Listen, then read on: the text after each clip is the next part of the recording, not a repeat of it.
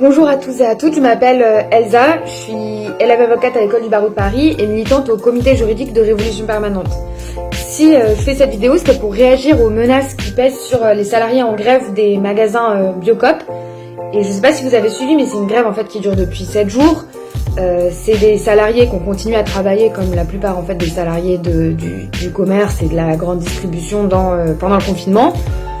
Malgré en fait des cadences intenables et une exposition au virus très importante. Et aujourd'hui, la direction les remercie en mettant en vente les 2 magasins aujourd'hui en grève et en cherchant à imposer le travail du dimanche. Donc les salariés, qui par ailleurs sont pour beaucoup étudiants et avec des contrats très précaires, sont mis en grève pour refuser les conditions de travail qui leur étaient ainsi imposées et expliquer que c'était pas à eux, en quelque sorte, d'assumer les conséquences de la crise économique. À partir de là, la réaction de la direction, elle a été assez classique et c'est, comme très souvent, répression, menaces et intimidation. Du coup, depuis plusieurs jours, il y a un certain nombre de salariés qui ont reçu des menaces de sanctions qui peuvent aller parfois jusqu'au licenciement. Et quand on fait face à cette situation, ça peut être très angoissant et il faut connaître ses droits, même si, malheureusement, ça suffit pas. Du coup, à partir de là, il y a plusieurs choses à savoir. La première, elle est sur le terrain de la discrimination. Et il faut savoir que le Code du travail interdit la discrimination pour fait de grève ou en raison de l'activité syndicale. On peut utiliser l'article, je cite, L 1132-1 du Code du travail qui explique que aucune personne ne peut être licenciée ou faire l'objet d'une mesure discriminatoire en raison de son appartenance syndicale ou de ses opinions politiques. Et on peut ensuite s'appuyer sur l'article L 1132-2 qui dit que aucun salarié ne peut être sanctionné, licencié en raison de l'exercice normal du droit de grève. Donc, ce que ça veut dire, c'est que c'est possible de démontrer qu'un licenciement il est discriminatoire à partir du moment où il est prononcé, ou n'importe quelle autre sanction d'ailleurs, en raison d'une activité syndicale ou de l'exercice du droit de grève. La preuve, elle est facilitée devant les juridictions, notamment au prud'homme, mais devant l'ensemble des juridictions civiles, dans la mesure où il appartient à la personne qui fait l'objet d'une mesure discriminatoire de présenter un certain nombre d'éléments qui supposent l'existence d'une telle discrimination.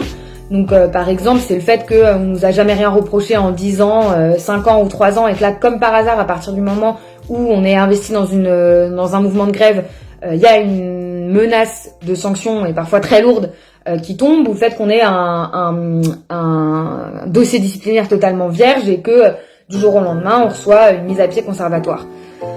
Et au vu de ces éléments, qui sont en quelque sorte des indices, c'est à l'employeur de se défendre et de prouver de son côté que la décision est justifiée par des éléments objectifs et qu'il n'est pas du tout en train de procéder à une sanction discriminatoire.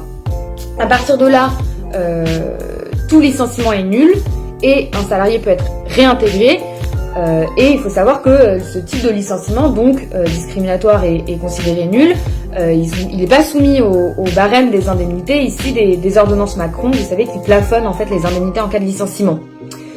Autre chose, les salariés qui sont témoins ou qui ont relaté des allégements discriminatoires, ils ne peuvent pas non plus être sanctionnés, licenciés ou faire l'objet d'une quelconque mesure. Ça, c'est sur le terrain de la discrimination. La deuxième chose à savoir, il me semble, dans ce type de contexte, c'est sur le terrain de l'exercice du droit de grève, qui est théoriquement protégé par le Code du travail et même par la Constitution. Ça veut dire que le pouvoir disciplinaire de l'employeur, il est suspendu et qu'il ne peut procéder à aucune sanction à l'encontre des grévistes dans le cadre de leur droit de grève. Ça, c'est l'article L 2511-1 du Code du travail qui le dispose et qui dit, je cite, « L'exercice du droit de grève ne peut justifier la rupture du contrat de travail, sauf faute lourde imputable au salarié. Tout licenciement prononcé en absence de faute lourde est nul de plein droit. » Donc il nous reste à définir ce que c'est que la faute lourde, sachant qu'il n'y a pas de définition dans la loi et que la jurisprudence, elle se prononce un peu au cas par cas.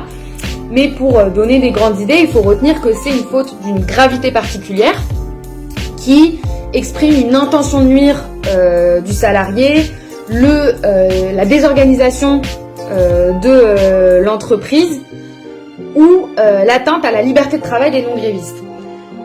Bon, c'est des notions qui sont assez abstraites et il faut savoir qu'en pratique, c'est des situations plutôt rares et que ça dépend principalement du rapport de force et de ce que ça va coûter à l'entreprise d'aller jusqu'au bout d'un processus de répression. Et évidemment, quand la grève, elle est bien suivie, que les grévistes y sont soudés, c'est difficile de reconnaître une faute lourde à l'encontre d'un salarié seul, isolé, indépendamment de l'activité du reste du groupe. Donc si je dis tout ça, c'est parce que je pense que c'est important de connaître ses droits et qu'il faut pouvoir répondre aux intimidations de la direction qui cherche très souvent à faire peur, par ailleurs bien au-delà de ce que le code du travail permet et qu'il faut pas se laisser avoir. Par contre, c'est sûr que l'employeur il est prêt à tout pour interrompre un mouvement de grève qui le dérange et que même s'il perd devant la justice et devant les conseillers prud'homaux, les militants licenciés ils sont réintégrés plus tard et il aura quand même coupé la tête d'un mouvement à un moment charnière. Alors du coup, se défendre et assurer ses arrières, ça implique avant tout d'instaurer le rapport de force qui montrera que la direction a encore plus à perdre si elle s'attaque aux grévistes. C'est pour ça qu'il faudra être très nombreux et nombreuses samedi prochain à midi devant le piquet de grève des salariés de Biocoop du magasin Rive Droite et les soutenir massivement afin de montrer notre détermination.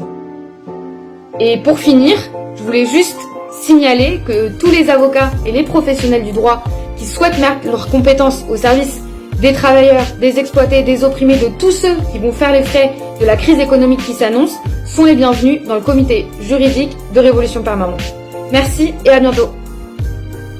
C'est tous ensemble qu'on va gagner.